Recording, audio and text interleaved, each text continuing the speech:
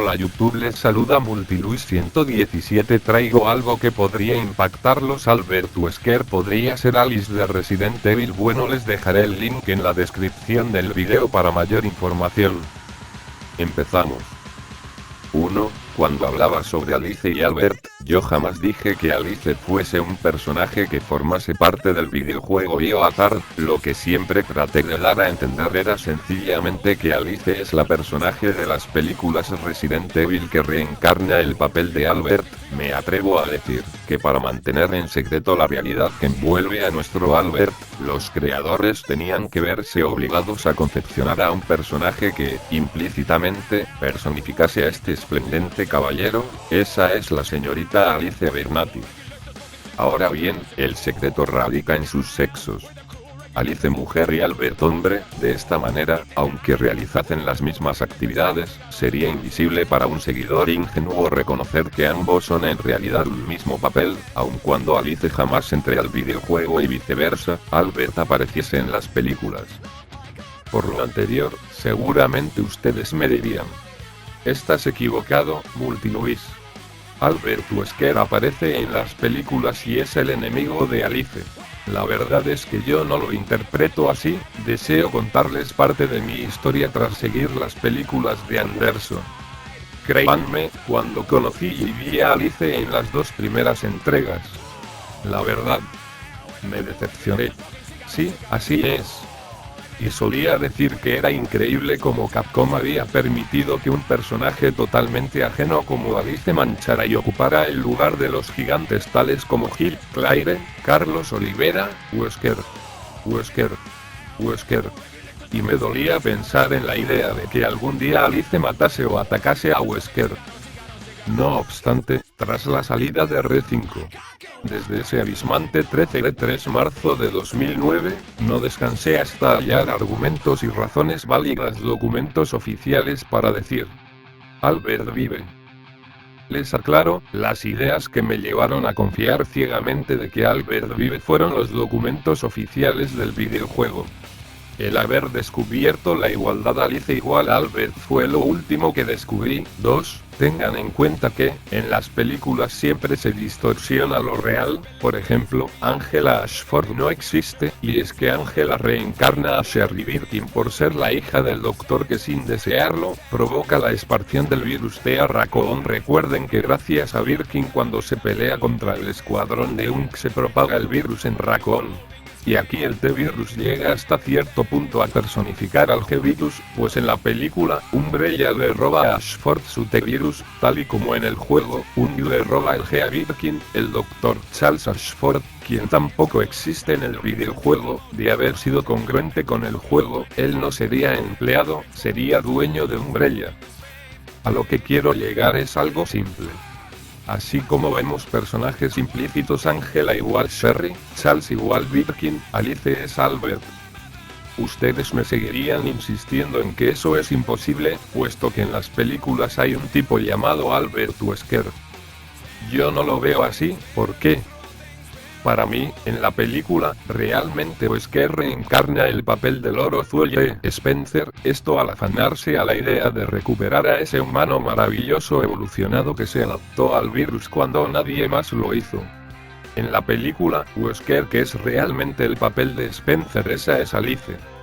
En el juego ese es Albert, buscado por Spencer. Les repito, tanto en Alice como en Albert notamos su ira total para con Umbrella y sus dueños, por así decirlo, ya sea Wesker en película o Spencer en juego. Argumentos: Alice igual a Albert. 1. El reporte de Alice es el mismo que el de Albert. Mi nombre es Alice, era jefa de seguridad en una empresa que condujo el desarrollo de WoW. Matt y yo escapamos, pero fuimos separados.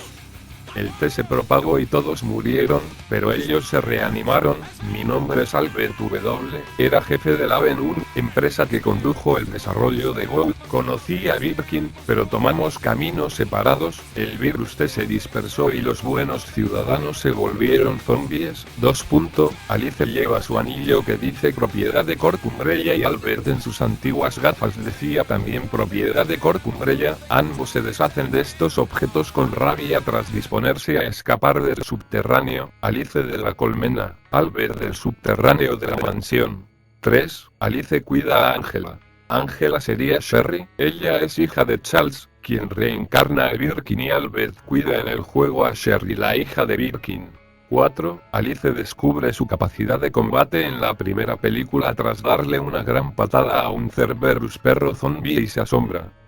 Albert comprueba sus nuevos poderes de combate tras dar una patada a uno de los monstruos durante Rex Chronicles, recuerden que será una carcajada.